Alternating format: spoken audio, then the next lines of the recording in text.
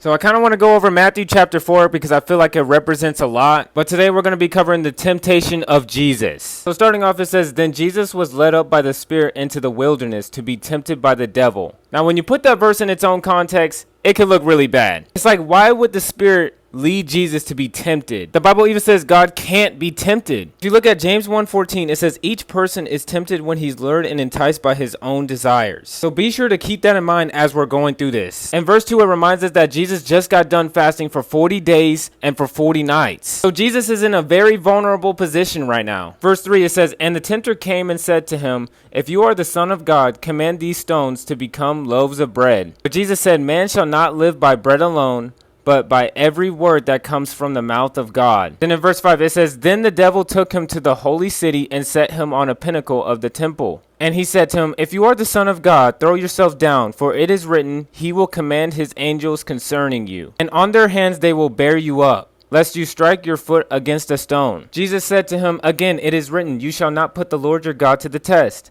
Again the devil took him to a very high mountain and showed him all the kingdoms of the world and their glory. And he said to him, 'All these things I will give you if you fall down and worship me.' Then Jesus said to him, 'Begone, Satan, for it is written, You shall worship the Lord your God, and him only shall you serve.'" Now notice two things here. The devil is using the word, and Jesus is using the word. The question here is, why did Jesus beat Satan? Well, in Ephesians 6, it says that the word of God is the sword of the Spirit. Satan was not in the Spirit when he was using the word against Jesus. That's why Jesus had a more foundation when dealing with this type of temptation. Both in the word, but Jesus was in the Spirit when using the word. And then next thing you know, Satan ran. I forgot to mention this, but the Spirit led Jesus to get tempted to set an example for us. Jesus was in a vulnerable state after fasting for 40 days and 40 nights. He had the word of God used against him, and he overcame it by using the word in spirit and in truth. And this is kind of a guideline that anytime that we're dealing with temptation,